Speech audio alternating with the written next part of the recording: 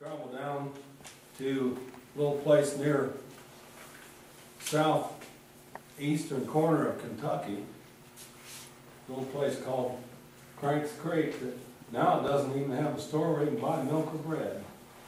But a lot of people live right there, don't they? They are. There's a lot of people there. And I thought about how to introduce this man, Bobby Simpson.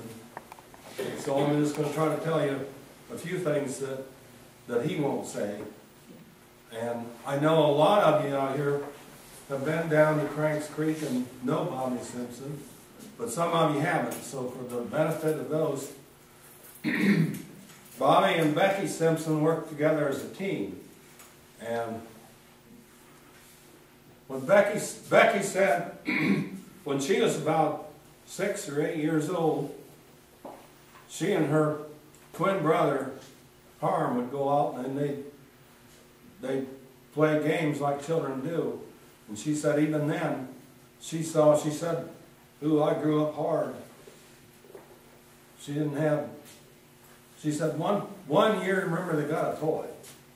But in the house that they lived in, and the reason they had a hard time was the husband, the father, got hit by a car, I think, while he was working on the lumbering crew, and he was disabled in his back.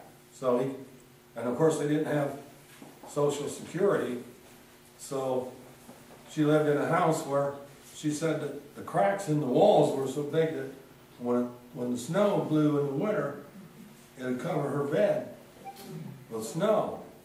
And I said, well, Becky, how'd you keep warm? She said, we didn't. Now, Becky grew up on one end of Harlan County, Kentucky, and Bobby Simpson grew up on the other end. And Bobby told me he'd go down in the Cumberland River and get down in the river and pick coal out of the bottom of the river. And that was how they heated their house, which there were 12 brothers and sisters, and they lived in a space that I think he said was maybe a little smaller than a 24 by 24. Yeah. And it was 14. And Bobby's girl was 6 floors there. And Bobby slept underneath the dining room table. He was the oldest one, so he had to lead the family around to do. And they started out, they didn't have electric, they didn't have, well, they had coal heat.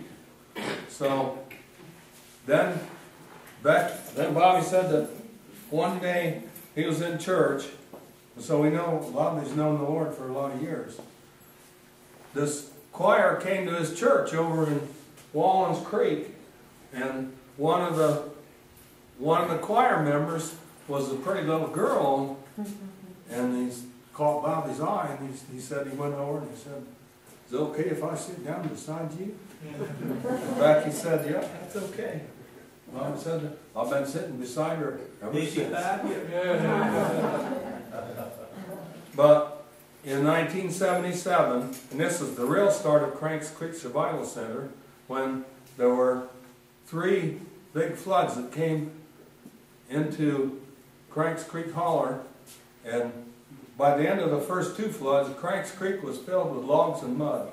And then it rained again real hard, and the sludge ponds at the top of the hill where there was a strip mine, they blew, and everything came down on everybody in the valley and just ruined all the houses.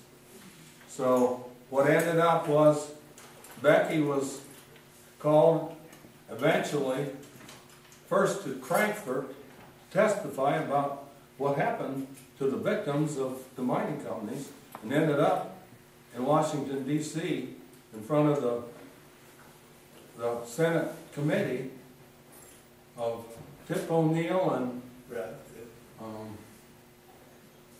what ended up from that encounter, Becky said, she said when she had to show up in front of those senators, she said, my knees was a knocking. And meanwhile, Bobby Simpson was working in the mine until he said he got to where his vision was not good enough where he could drive. So he walked down to the end of the road, about 2.5 miles. Sometimes it was, what, knee-deep snow? Oh, to catch a ride. he came home one night. I think what happened that day was somebody stopped to take him to the job site, and he couldn't find the car to get in to ride to work. Couldn't see well enough. So, but if you talk about anybody being handicapped, it's not this man. And if you think about handicap, well, we're all handicapped one way or another. Amen. And here's a man that's so gifted. Well, before probably Bobby was away at work, and Becky was the one that was the main force in the Cranks Creek Survival Center. But then She done the travel, and then I stayed home, took care of the children. but then later on, she got run over by a coal truck, didn't she? Yeah, she got hit. And so she's had physical problems. So keep praying for Becky. Right now, she's not doing too well, but Had 40 tons of coal on the truck, and he knocked her 147 feet. The truck went on 327 feet. She went over the hill, and it broke her nose, broke her jawbone. And so she's been pretty well sick, go off and on since '92.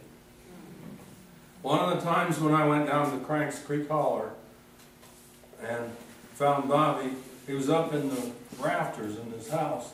They were salvaging all the lumber out of his house, and there was right at dusk, and he was up there taking the plywood off the roof. Of course, then he had to crawl through all the trusses, find the ladder and go down, and then get to the edge and jump down 4 feet more down to the ground. Of course, that's not a problem for Bobby Simpson. He doesn't have to see with his eyes. Know what to get to. And if you want to know how to get somewhere from most of the states around, if I want to know how to get home from where they live, ask Bobby Simpson, and he'll tell me all the landmarks to watch for, what roads to turn on, where to go. And here's what amazes me. There's a new road that got built through from Harlan over to right in front of Cranks Creek Holler. And I was driving back to Harlan with Bobby one day, and he was telling me what was there. Now I know that he's never seen with his eyes this road. It wasn't even there. But he can tell you all the landmarks. And he was telling me all the things to look out over here. There's this and this and this. And there's Lenaroo where they got their coal. They're mining a lot of coal up there now. And I thought, now how in the world could that? And I asked Becky, I said, Becky,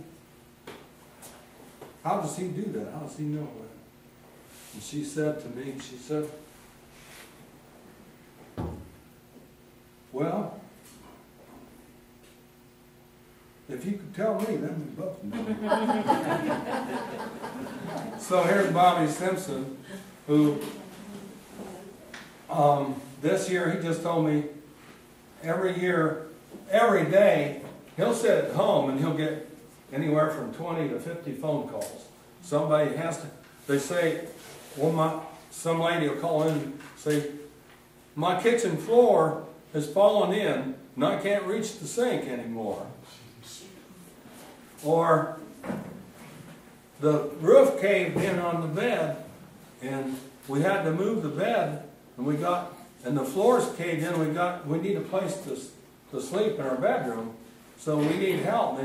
And Harlan County is a place where there's the coal industry, the mining, and then there's the lumbering. Well, you know there's only so much lumber.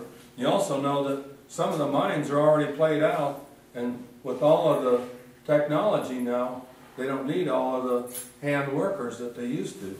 Bobby used to shovel, what, how many tons a day? 25 I tons? used to load 45, 50 tons every With the shovel.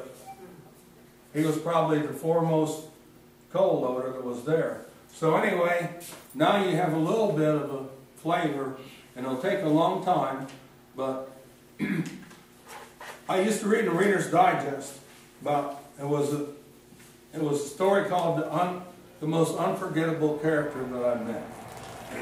Well, here's one of them right here.